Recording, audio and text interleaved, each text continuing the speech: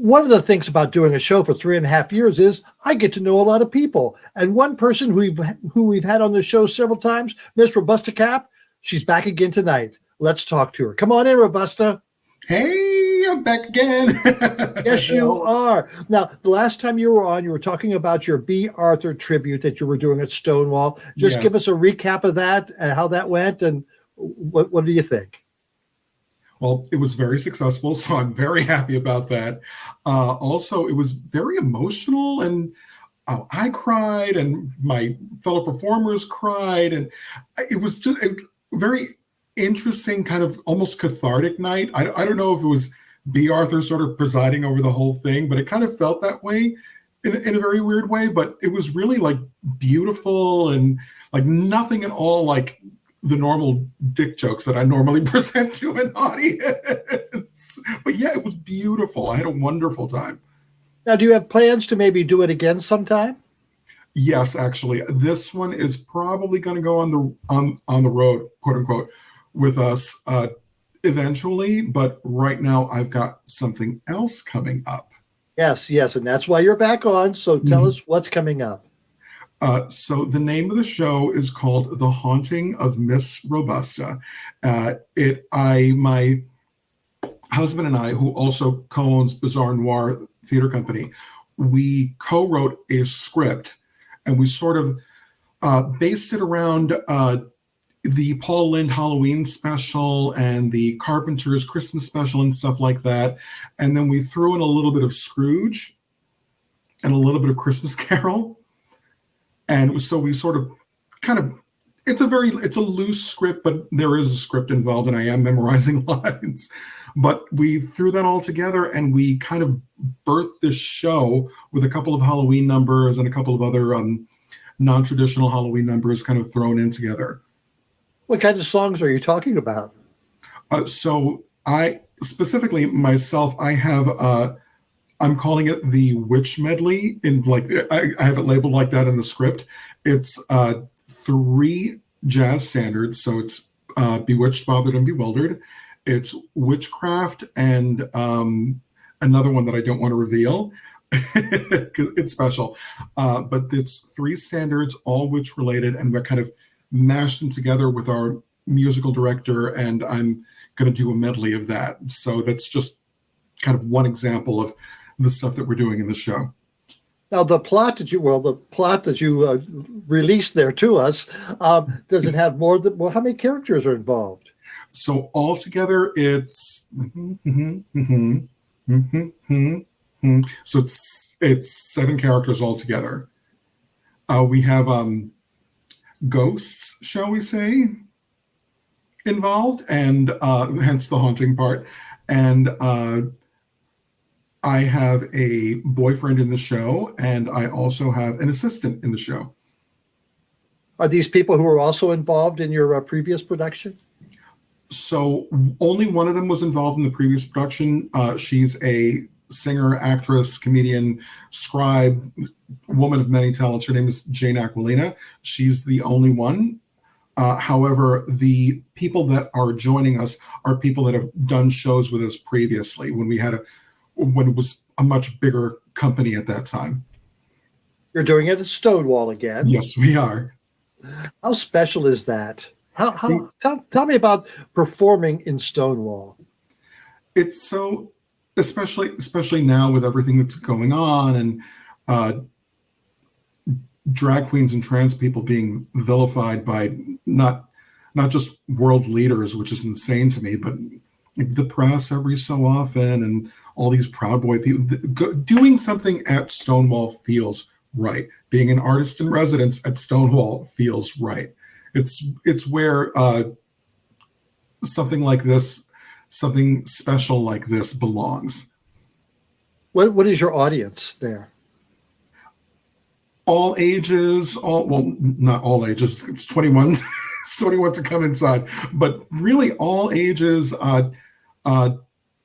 From 21 all the way on through to 81, everyone is really welcome there, and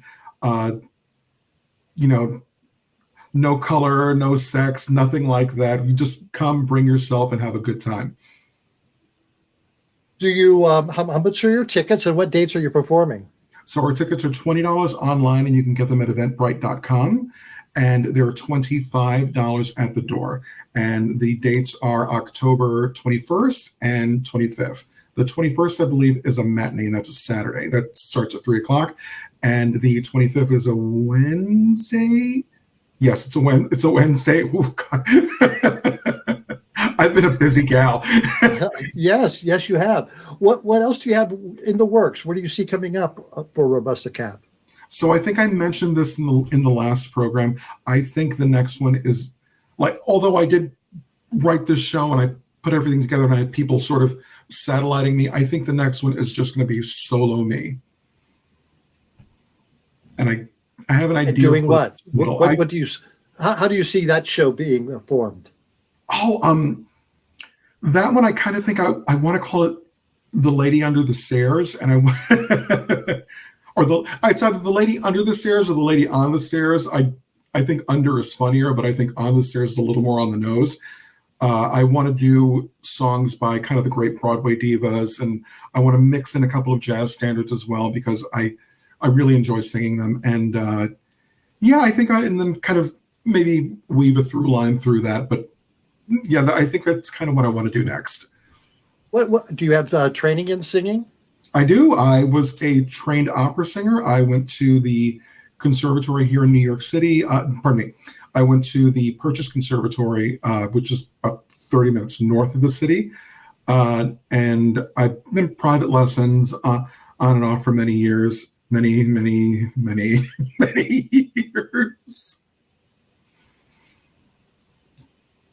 Where you say on the road, where would you like to travel to do your show?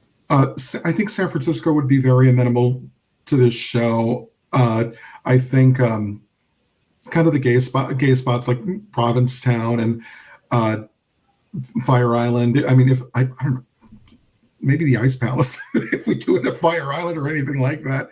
But I think that would be a lot of fun. A lot of, keep it queer, keep it in the community, keep it with us. Everyone is welcome, obviously, but I'm playing a version of myself in this show. So I kind of want to keep it, with family, so to speak. One thing I'd like to talk to drag queens about, especially the ones who are out there and who have been performing for many years. What's your opinion on RuPaul's Drag Race, and would you like to participate in it? Well, I don't. Okay, let me preface this by saying that I was a longtime fan. I don't have any urge to compete on RuPaul's Drag Race. I think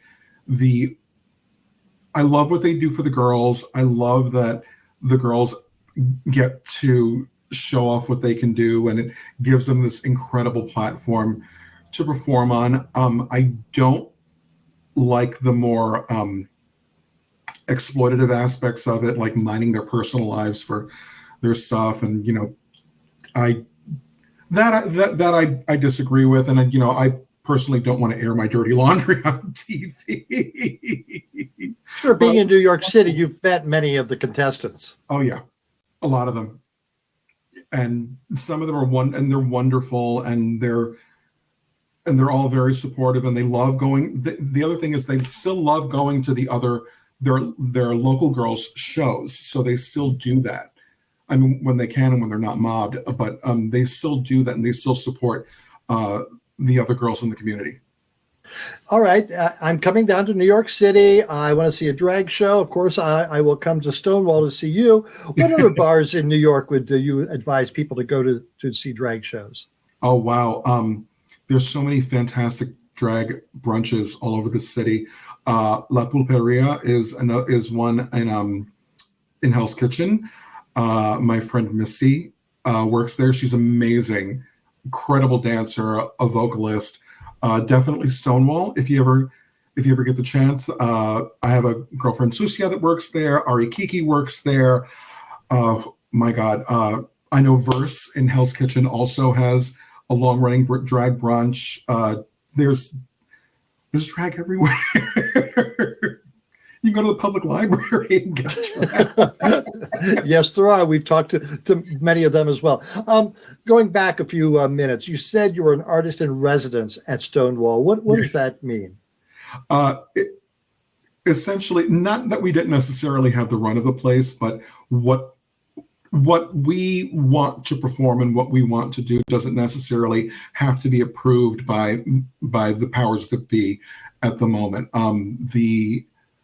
Our contact there is a very special woman, and she essentially named us. She's like, listen, with the audiences that you guys bring in, and the quality of the shows that you perform, you're artists in residence here. We're going to call you that from now on. How many are there? I'm not quite sure. I know a couple of the drag artists that perform there that do drag nights are artists in residence. I think there's a few, but I know, but we've been labeled artists in residence, which makes me very proud, especially Yes, at Stonewall. of course. Yeah, to be associated with Stonewall, to have that title would be very, very, very much. All right, where do you see Robusta in 5 years from now? I can't even think that. Got to dream big, girl. I know I do got to dream big. I'd love to take this on. I really would love to take this on. I really would love to go to Provincetown, maybe do like and do some gay cruises and entertain there, and really take what I do to the queer masses at the very least. So how would one go about doing that, making that big step? Oh, wow. Well, first I have to quit my 9 to 5. It's a thing that pays for all this glamour. But no, it honestly, it comes down to a leap of faith. And just calling up people and getting your name out there and really just doing it. And that's what we do. We just do it. Just get out there and do it. Yeah. Amen. All right. Give us one more wrap up again about your show that's coming up. It's called The Haunting of Miss Robusta. We are at Stonewall, October 21st and 25th, and tickets are $20. And I'd love to see all of you there. At $20, that's a deal. Anywhere in New York City. Are you kidding me? Anywhere, that's a deal for a show of your quality. Miss Robusta Capp, thank you so much for coming back, and I can't wait to hear about the lady either on or under the stairs, wherever you decide to reside. Thank you so much. Mwah, thank you.